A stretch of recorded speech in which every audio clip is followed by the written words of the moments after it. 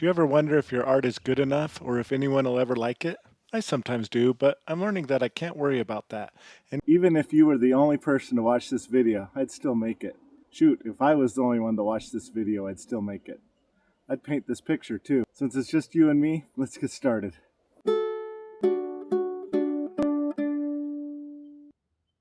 Today I'm mixing the mediums of pastels, watercolor pencils, and regular colored pencils. I'm painting on a plastic paper that I primed with an alkyd-based spray paint.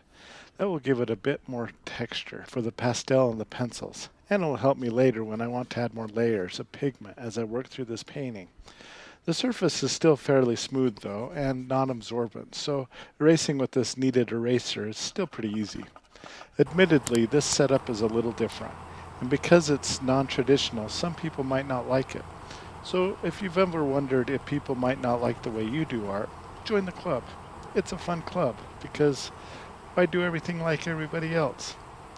You, like me, are the only you this world has ever seen. Same with me. Both you and I are unique, and part of this message of this video is to say that's okay. Go with it. Have your unique art methods and style. Someone said that Van Gogh was a terrible Da Vinci, and Da Vinci wouldn't have been a very good Monet. Everyone just had to be themselves. So when you make your art, make it for the person that is sure to understand it the most. You.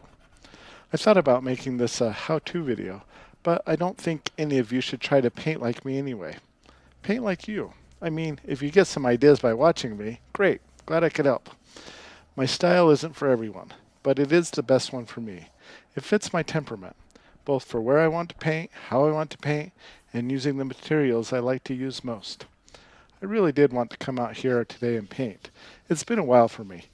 I didn't do much art over the summer. Fall is a beautiful time of year, and this is a really cool place.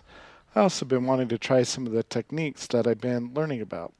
I get inspired by watching other artists too, and then I enjoy trying to do my own take on what I've seen. I hope you can do that too. I also want to talk today about doing art for things other than recognition and applause. For example, I recently submitted some of my paintings to a jury for a small works art show, and all of them were turned down. Is it because my art is terrible, awful, no good? Probably not, but it's easy to think that, right? But in the end, I don't think it matters.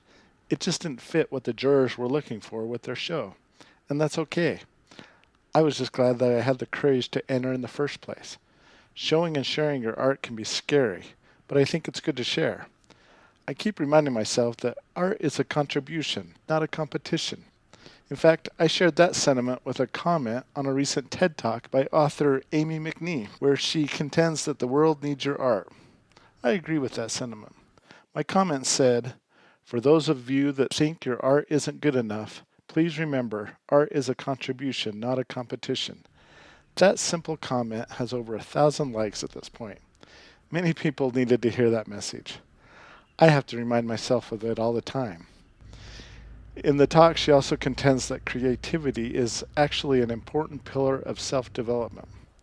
I've been thinking a lot about this too, and the fact that even though sometimes I might only have an audience of one, myself, is still worth doing the art. Sort of in the same way it's worth eating well and exercising. It's just good for you. The other reason I said I would make this video, even if I was the only one to watch it, is because I've been a little stuck lately. I've been trying to make paintings and videos that are really well done, and in some sense I've been chasing likes and views. Sometimes that's a fun game, but other times it's kind of the wrong motive. I truly like learning to paint outdoors. I also like trying to improve, but when I measure myself against other artists or content creators, I see that my likes and views aren't as much as some. Like I say, competition can be fun and all, but I can't help but think that the more healthy approach to all of this is just make the art for me, because I enjoy it, and that's it. It's for an audience of one. Me, myself, and I. Wait, is that 3 people? Anyway, sometimes I'm just making this stuff for me, to scratch my own creative itch. And if you have watched this far, I think you should make some art for you too. Call it self-care. I believe we are all wired to create. All of us. That doesn't mean we all create art pieces. Some people create businesses, or bakeries, or music, or software, or even a string of personal bests in sports. Whatever your chosen fields of creations are, think we can ruin some of the satisfaction by comparing our creations to others, or worse yet, expecting our creations to bring us fame or fortune. I know this art thing isn't making money for me, and that's okay. Monetization doesn't have to be the goal of art. Don't get me wrong, I'm totally cool if artists make money, but I don't think you should beat yourself up if making art only costs you money, like it does me. Many people spend time and money going to gyms and focusing on their health. Developing or creating muscles can be just as healthy. Is that an excuse to buy more art supplies? Maybe. Anyway, this has been a bit of a rant, but I hope it has given you something to think about. I'm not expecting a lot of likes with this, but I think I needed to do it anyway. In some sense, I think I'm just posting it to put good in the world. I think we need it. I know I do. Thanks for exploring art with me.